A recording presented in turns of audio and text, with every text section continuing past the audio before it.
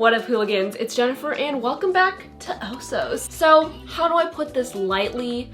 The earth is dying?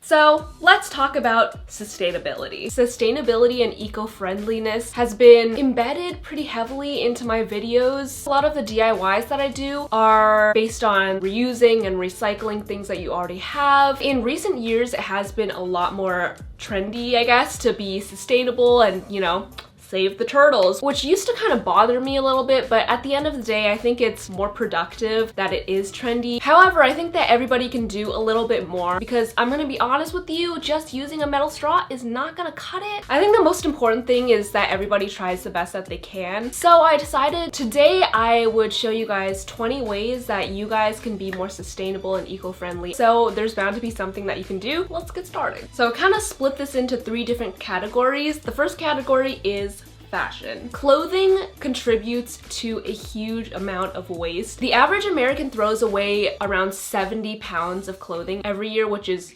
insane. And buying used clothing extends the lifespan of a piece of clothing by an average of 2.2 years, which reduces carbon, waste, and water footprints by 73%, which is why I love thrifting. You guys know I've done a ton of thrift with me videos, thrift flips, I've gone thrifting in physical stores, and I've actually thrifted online. One of the places that I love thrifting online is ThredUp. So before we continue, shout out to ThredUp for sponsoring this video. If you don't know what ThredUp is, it's the world's largest online thrift store with all your favorite brands up to 90% off. I noticed that when I do thrift with me content, a lot of you guys are like, oh, I don't have good thrift stores near me or any thrift stores. And I feel like ThredUp solves this issue because you can just go shopping right from your bed, which I love because, you know, sometimes I don't really like leaving my room. And you can actually use the code JENERATION for 30% off of your first ThredUp order. In one of my previous videos, I mentioned that one of my goals for 2020 is to actually not buy any new clothes, which means that whenever I do want to refresh my closet or something like that, I will go thrifting instead. I want to show you guys what I got from ThredUp. I'm so excited. I haven't bought clothes in such a long time, which I'm very proud of myself for. So the first thing that I got was this hoodie from Urban Outfitters. It literally still has the tag on it, so it's brand new. I'm really loving purple for the new year, so I'm really excited about this. The quality feels amazing, probably because it is literally brand new. I got this for $15 on ThredUp. I got this Ann Taylor silk top because I've really been loving layering.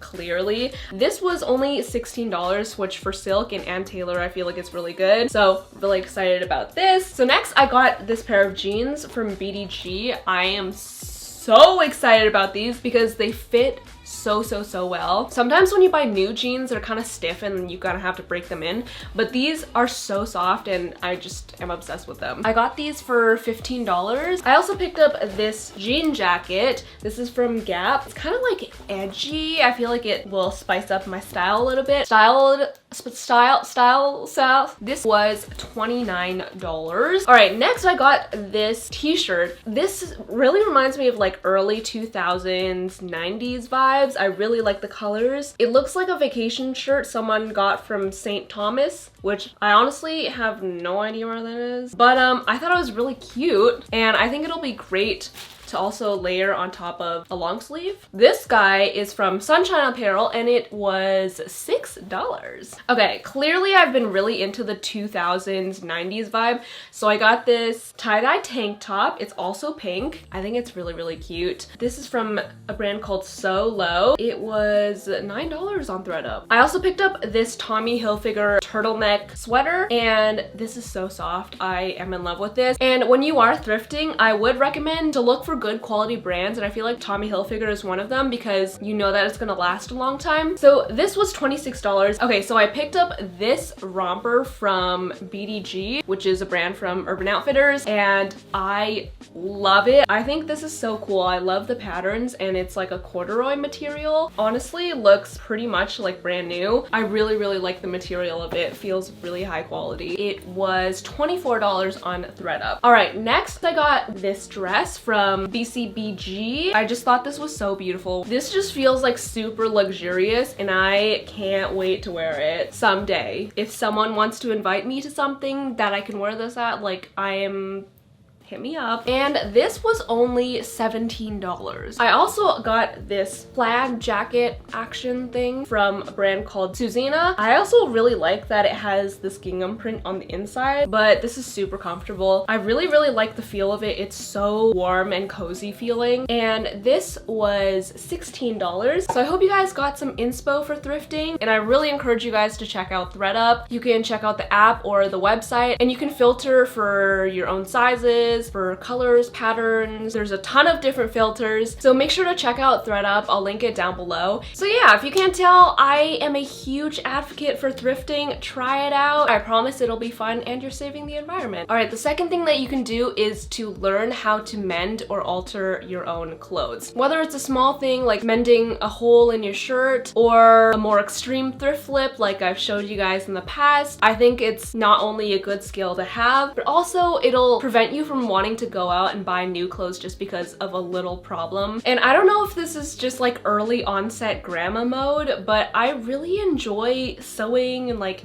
embroidering. So I don't know, it could be a fun hobby to pick up. The next category is power and electricity, things of that sort. One easy thing you can do is to unplug anything that you're not using at the moment, like lamps, chargers, and if you want to use power strips, try to invest in one that has an on and off switch so it won't be using excess electricity when you don't really need it. The next thing is kind of related, but turn everything off that you're not using. I feel like this is pretty obvious, but turn off lights, water, things like that. But also, one thing that I'm really bad at is turning off my laptop. I usually just like close it and think that that's fine, but it definitely is using battery in the background without me even knowing. So the next thing that you can do is just lower your screen brightness to about 70% instead of having it at 100, and it does save you battery, which in turn saves energy. The next thing I am terrible at, you guys know, but it is to spend more time in nature, outside, looking at trees and getting vitamin D. And this will help reduce screen time, which saves energy, but it's also good for your health because you get that fresh oxygen. I really should take my own advice. All right, the next thing I love, I've been using this for years, and that's to use Ecoja. It's a search engine, and I use this instead of Google. It works pretty much exactly the same. For every however many searches that you put in, they will plant a certain amount of trees, which I think is amazing. The search engine is something that everybody uses anyway, so you really don't have to put in any effort at all, and you're helping plant some trees. All right, the eighth thing that you can do is to walk or use transit. So that could mean planning ahead so that you have more time to take the bus or the train or walk. Transportation definitely is one of those things that causes a lot of carbon emissions. All right, the next thing you can do is to take a carbon footprint quiz. This will help show you what aspects of your life are contributing most to your carbon footprint, if you're over the average, if you're under the average. I think it's just a really helpful tool. All right, the next category is shopping / eco-friendly product alternatives.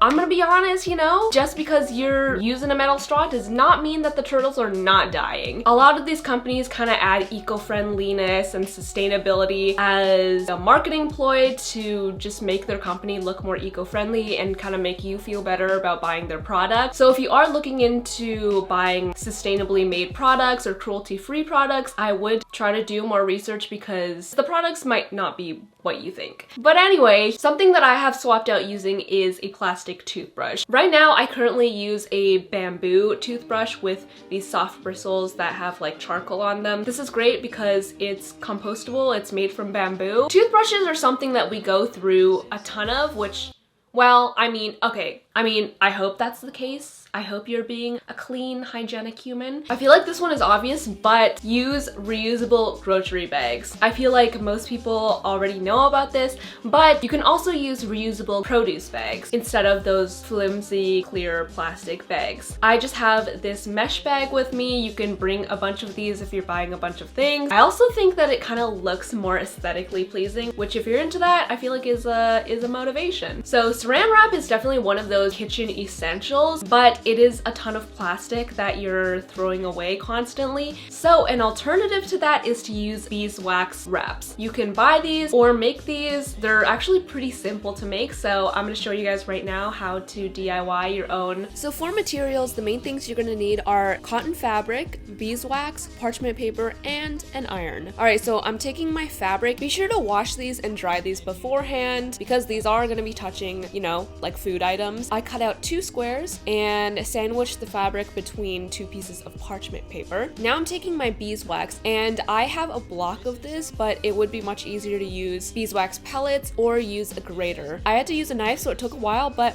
made it work. Then I just dispersed the beeswax onto the fabric, and then I sandwiched a piece of parchment paper on top, ironed it so that all of the beeswax melted into the fabric. Once that was cool to the touch, I just removed the parchment paper and removed the beeswax wrap from the paper. I would recommend using this for things that don't have a lot of moisture, but you can use this to cover bowls, to wrap food up, and it's completely reusable. You just wash it. Obviously, it doesn't have the exact same qualities as saran wrap, so this can only be used for specific things, but at the end of the day, you still are reducing plastic.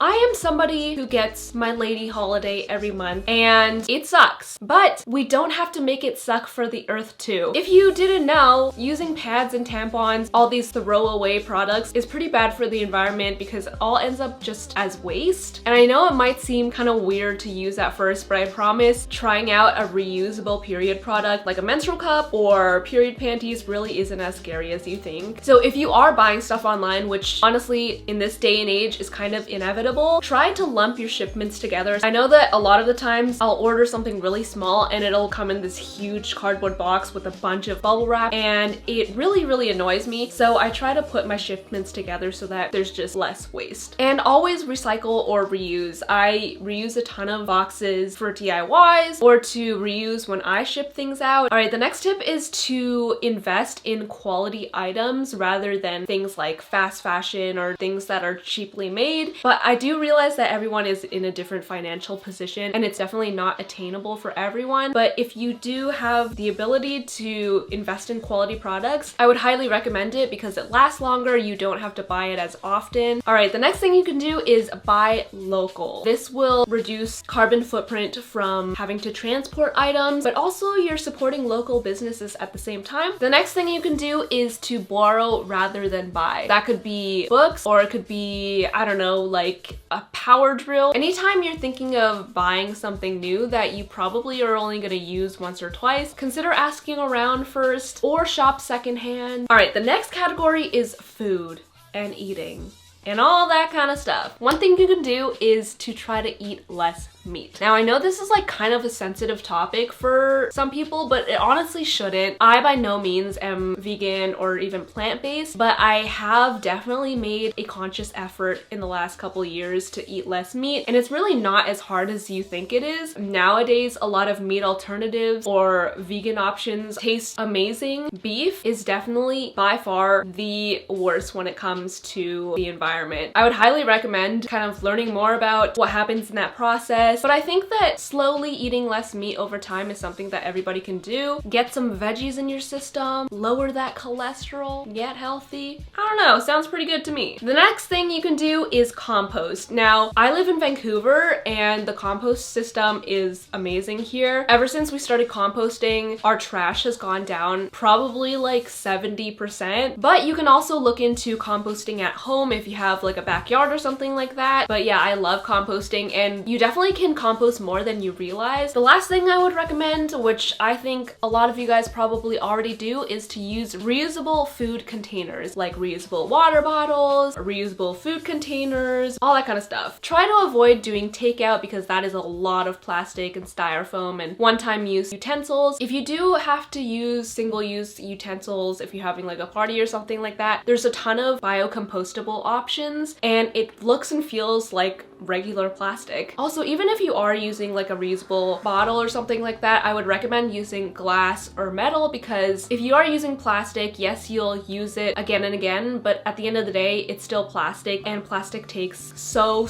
many years to break down. So whenever you can, try to avoid plastic. But yeah, those are the 20 easy things that you can hopefully start implementing into your life. Go green, guys. I want to say thank you so much again to ThredUp for sponsoring sponsoring this video. So make sure to check out ThredUp. I'll link it down below. And you can use the code GENERATION for 30% off of your first ThredUp order. And I hope that these tips helped you out a little bit. Let's go on this eco-friendly journey together.